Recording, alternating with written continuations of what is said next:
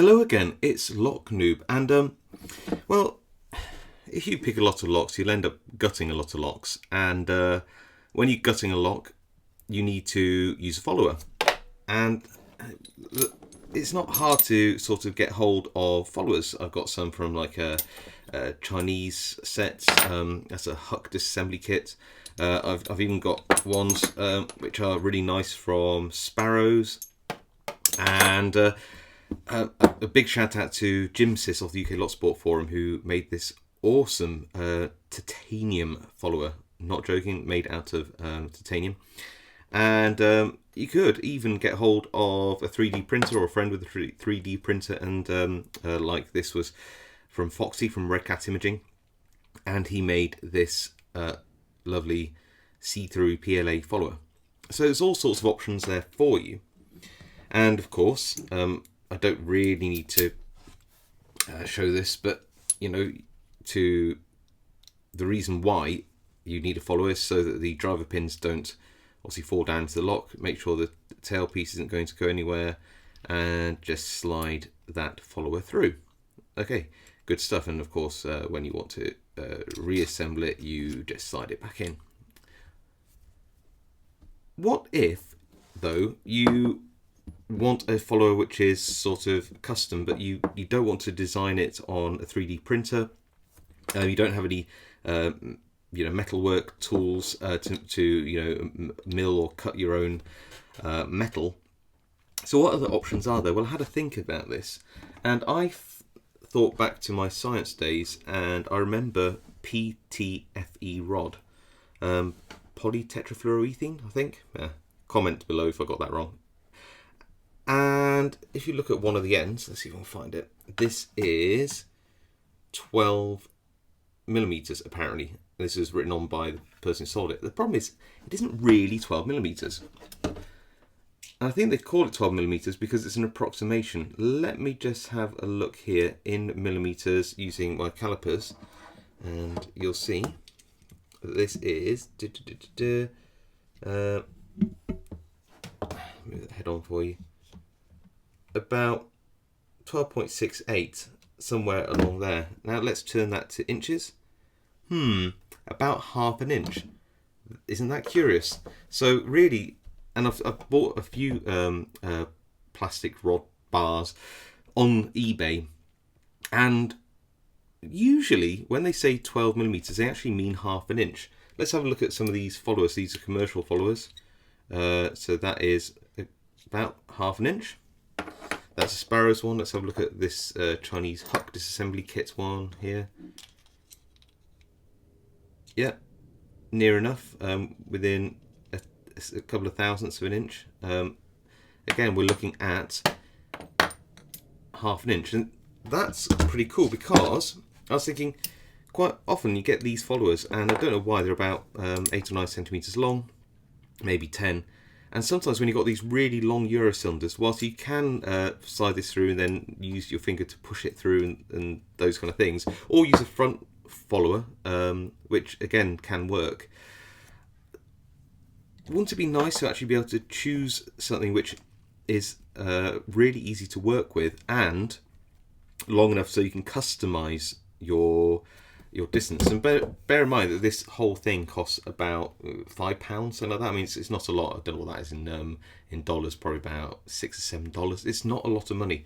And PTFE is good because it's very stain resistant. It's quite hard working. It's firm but a little bit flexible. I'm not going to actually cut this yet. I'll go away and I'll do some cutting and drilling and show you what I've come up with. But let's just see if it actually is the right thickness and will be a reasonable follower. He says, tries to line up. It's hard to do with something which is about ½ meter long. And here we go. And because it's PTFE, it's sort of self-lubricating, which means it's very, very, very smooth inside the lock. So there we go. It's the same material they use on non-stick pans and plumber's tape and things like that, so you can understand why it's pretty cool properties. Plus it's relatively inert and won't react to anything. It's such a cool material. Okay, so what I'm going to do is I'm going to Well, I'm going to keep them about the same length as everything else, just for comparison. I won't make a super long one just yet. But let's just see what I can knock up in a few seconds with a hacksaw and maybe a drill. All right, give me 2 seconds.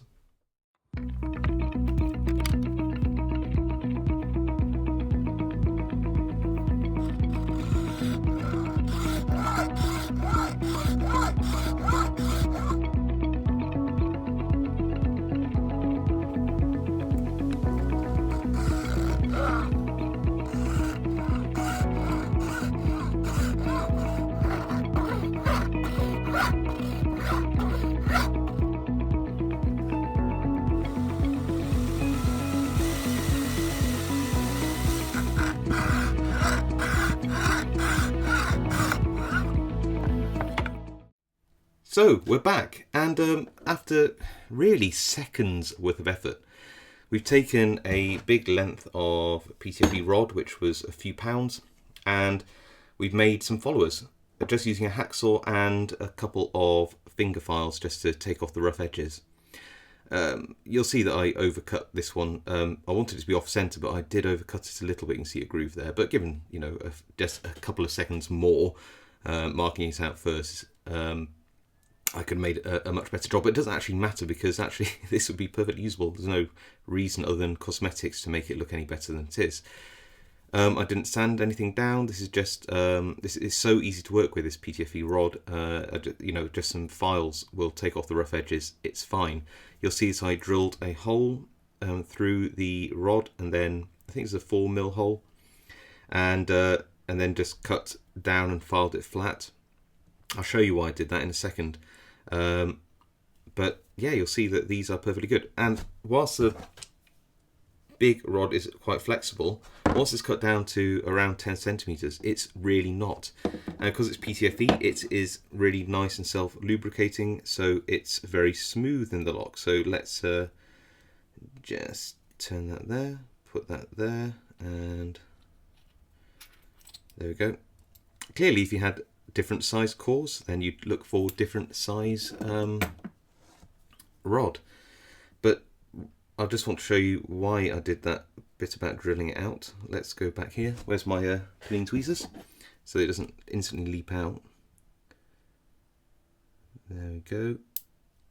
You'll see that it's enough room to help guide the pins when you put them in, like that. Just so when you're repinning this, you can essentially line up the, can you see that?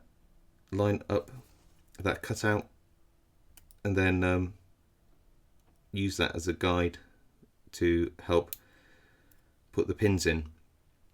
So just this is quite an easy little mod there. I mean, how easy is that? It self guides it in. Look. And I'd say about 4, maybe 5 centimeters is enough. Depends on how thick your pinning tweezers are. If your pinning tweezers are a bit bigger, then you might want to make a 5, maybe even 6mm hole in the PTFE, just with a slow drill and a steady hand. And it doesn't even have to be particularly centered. Not really. It's sort of good enough whichever way you get it, as long as it's roughly in the center. Anyway, so there we go. Turn it that way. Let's put this back in.